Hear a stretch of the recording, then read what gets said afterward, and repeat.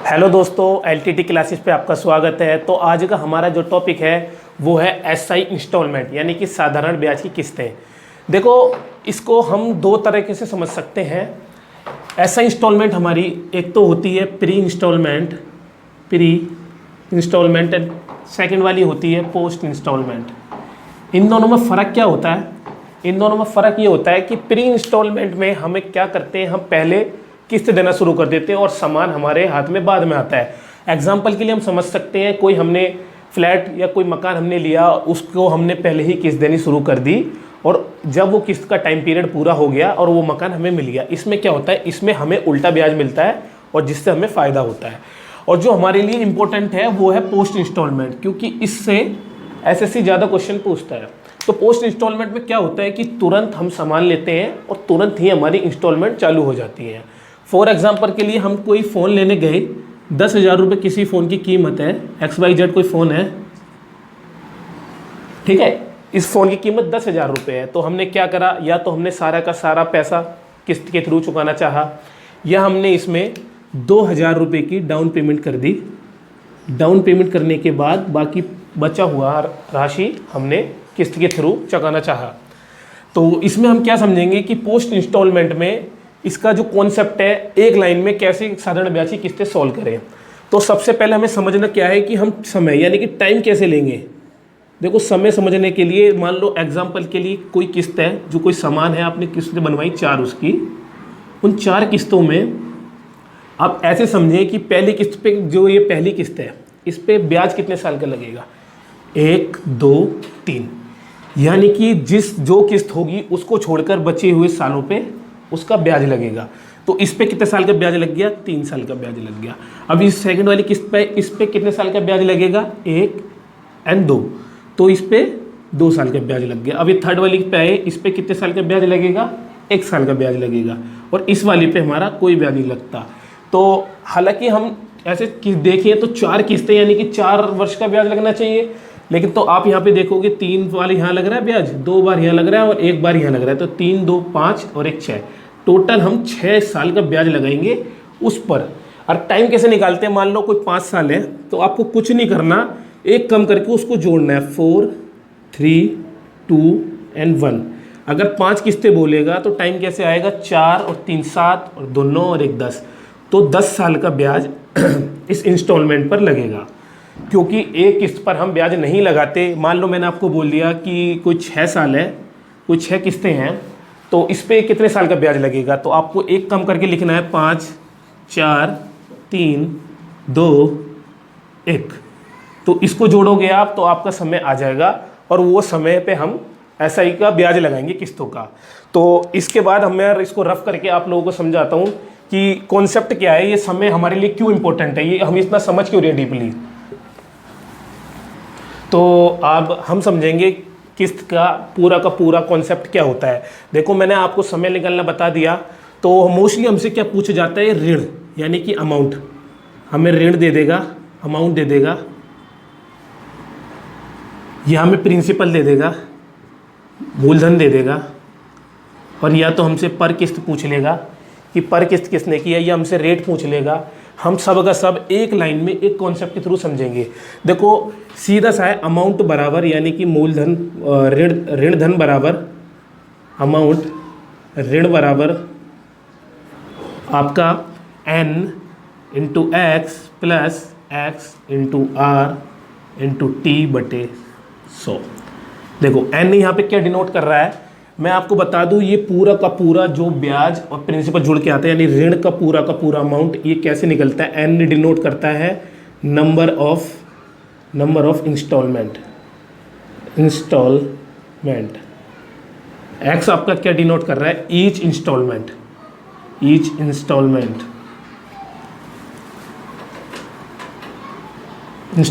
तो मान लो एग्जांपल की आपके लिए कोई 3 किस्तें हैं, तो 3 किस्त हुई x रुपये की पर किस्त, और x रुपये की किस्त पर R% के हिसाब से, और t निकालना मैंने आप लोगों को क्या सिखाया था अभी, कि जो हमें समय दिया हो उससे एक कम करेंगे, उसको जोड़ के यहाँ पे समय लिखेंगे। एग्जाम्पल के लिए हम समझेंगे, अब मैं इस पे क्वेश्चन लग के आप लोगों को समझाऊंगा।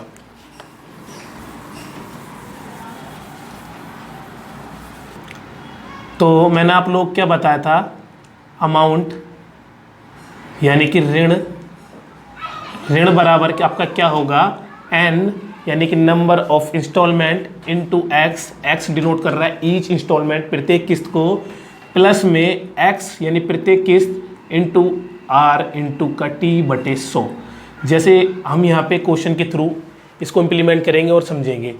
2 साल में 4% की दर से 6,528 रुपये का ऋण का वार्षिक भुगतान ज्ञात करें। यानी कि 6,528 रुपये का जो हमारा ऋण है वो हमें चुकाना है 2 साल यानी 2 किस्तों के हिसाब से, और रेट हमें कितनी दी है 4%। तो हमसे यहाँ क्या पूछा है कि प्रत्येक किस्त कितने की होगी। तो हमने आप लोगों को क्या बताया था कि अमाउंट बराबर n into x plus x into r into t बटे 100। आप लोग इसको बेहतर तरीके से समझ चुके होंगे कि हम कैसे निकालेंगे। तो अमाउंट हमारा कितना दिया है 6,528 बराबर में 2 किस्तें यानी कि एन 2 साल यानी 2 किस्तें, प्रत्येक किस्त कितने की x रुपये की, प्लस प्रत्येक किस्त पर r% के हिसाब से t के लिए बटे 100। यहाँ पे r हमारा कितना दे रखा है 4%, तो यहाँ लिख देंगे हम 4%। देखो t मैंने आप लोगों को निकालना सिखाया था कि 1 वर्ष कम करके उसको जोड़ देते हैं। यहाँ पे हमारा t कितना है 2 साल दिया है, 2 साल से आप 1 कम करोगे तो 1 के बाद कोई संख्या नहीं है, तो क्या हम 1 के बाद 0 जोड़ेंगे, नहीं, केवल 1 ही रहेगा यहाँ पर, और यहाँ पे हम रेट लगा देंगे 1 साल। आप इसको कैलकुलेट करोगे तो 200x प्लस का 4x बटे 100, तो आपका ये हो जाएगा 204x बटे 100 बराबर में 6,528 रुपया। आप इसको काटोगे तो 34, ये जाएगा आपका 32 दूनी 64, ये जाएगा आपका 32 बार, तो 100 इधर आ गया। x की वैल्यू आपकी कितनी आ जाएगी 3200 रुपये आ जाएगी। प्रत्येक किस्त कितने की थी हमारी 3200 रुपये की थी। उम्मीद है आप बेहतर तरीके से समझे होंगे। इस वाले में हमने क्या लगाया था कि ऋण राशि हमें दे रखी थी, प्रत्येक किस्त हमें पता थी यानी कि 2 साल, और प्रत्येक किस्त को हमने x मान लिया था। x पर 4% के हिसाब से टाइम हमने 1 कम करके लिख दिया था, तो 100 बटे 100 बराबर हमारा यहाँ पर प्रत्येक किस्त आ गई। जैसे दूसरा क्वेश्चन है कि 5 वर्ष में 2,000 रुपये का वार्षिक भुगतान 12% की दर से SI पर, क्या SI पर, तो ऋण क्या होगा।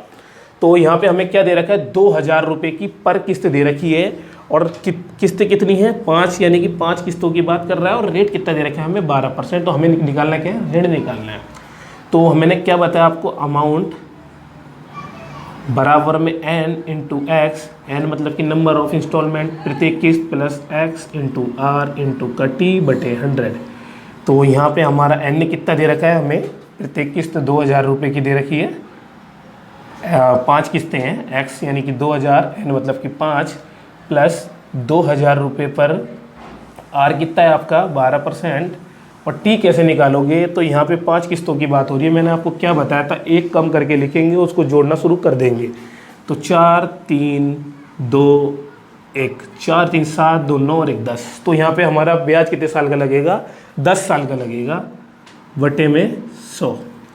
तो आप इसको सॉल्व करोगे तो ये हो गया आपका 10,000 प्लस 12 दूनी 2400 रुपये ये हो गया। तो आपका टोटल पैसे कितने हो गए 12,400 रुपये हो गया, ऋण आपका अमाउंट हो गया। उम्मीद है आप समझेंगे बहुत अच्छे से। इसके बाद हम 2 क्वेश्चन वैसे समझेंगे जिसमें वार्षिक किस्तें हमें दे देता है कि मंथली 12 महीने की किस्तें दे देता है कि हमें 3 महीने पर और 4 महीने पर वो किस्तें निकालनी होती हैं।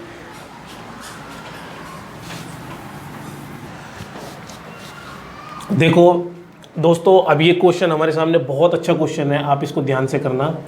किस तिमाही भुगतान का 1 वर्ष में 17,200 रुपये का ऋण 20% के साधारण ब्याज पर चुकाया जाएगा।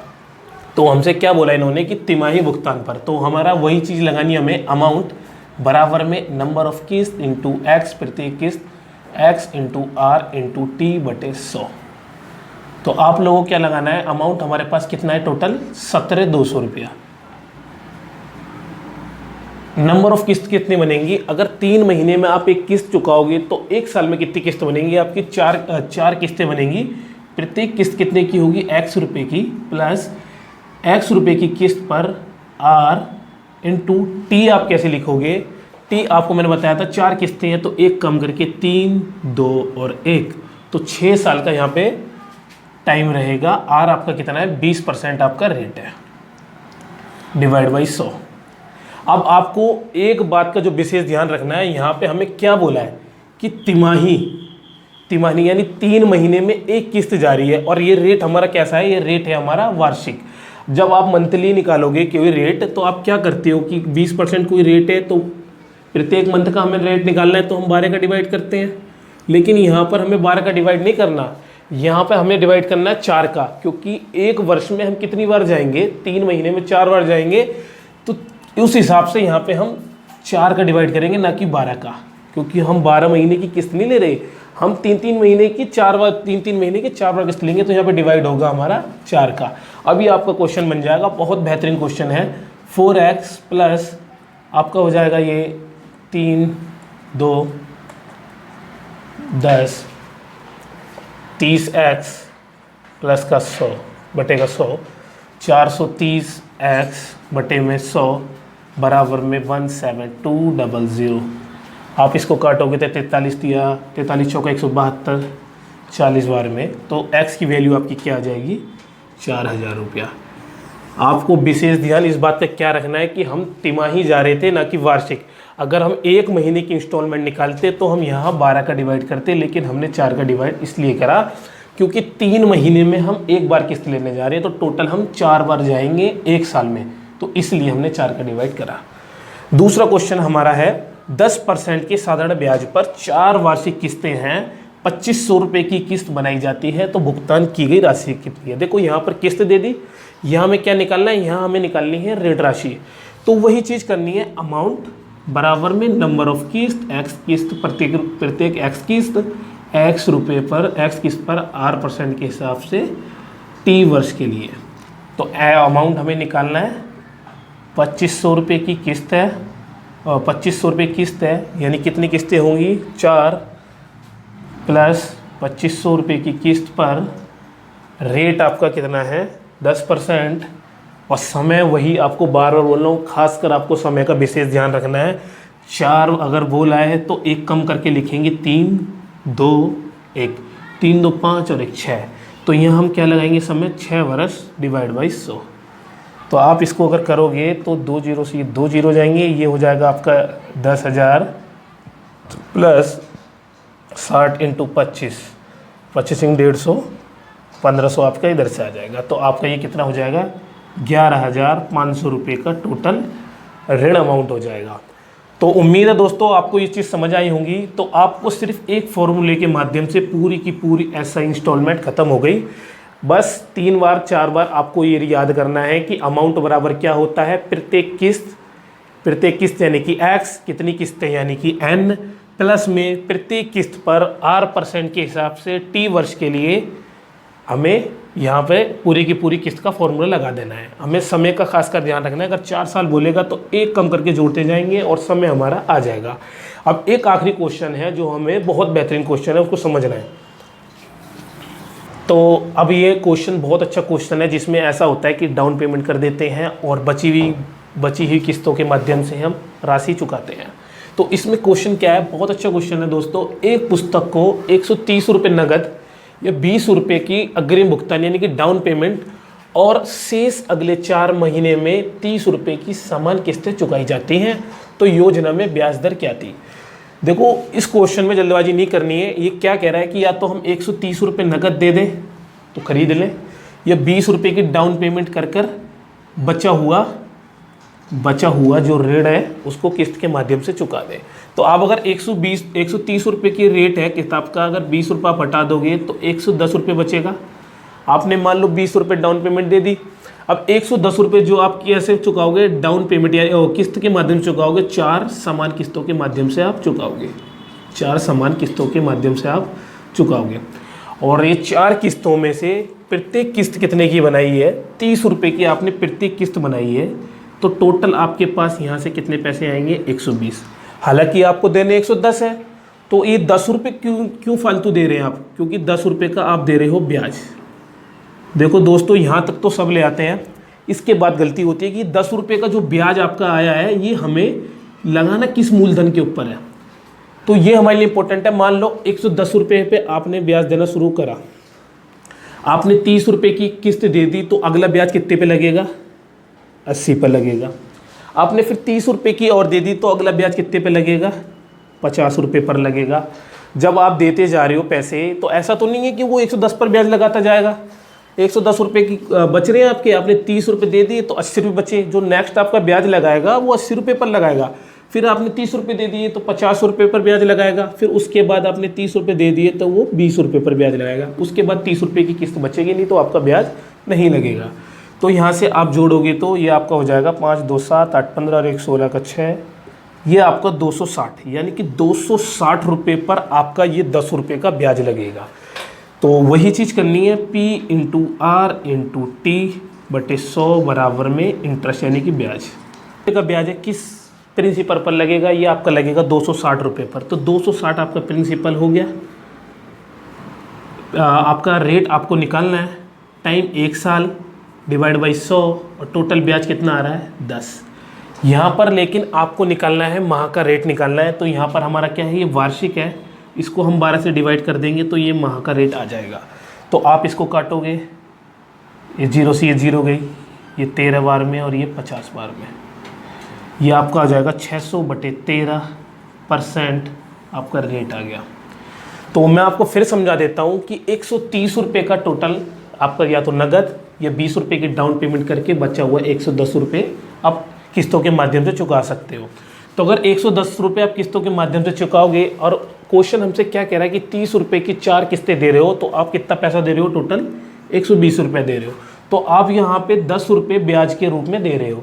तो आपका जो ब्याज लगेगा, सबसे पहले मान लो आपने 110 से स्टार्ट करा, तो पहला ब्याज आपका 110 पर लगा। दूसरा ब्याज आपने 30 रुपये दे दिए तो 80 रुपये पर लगा। फिर 30 दे दिए 50 पर लगा, क्योंकि रेट हम कम करते जाएंगे, ना कि उस वाले पर लगाएंगे। और फिर 20 रुपये पर लगा, तो टोटल 260 रुपये पर वो हमारा 10 रुपये का ब्याज लगा। तो 260 रुपये यानी प्रिंसिपल रेट, यानी कि रेट अपने को निकालनी है 1 साल, और मंथली निकालने के लिए हम 12 का डिवाइड करेंगे, क्योंकि हमसे माह का पूछा है, यहाँ माह की किस्त चल रही है, और डिवाइड बाई टोटल हमारा ब्याज। आप इसको काटोगे तो 600 बटे 13% आपका आ जाएगा। तो उम्मीद है आपको पसंद आई होगी ये वीडियो। तो नेक्स्ट वीडियो में हम मिलेंगे चक्रवृद्धि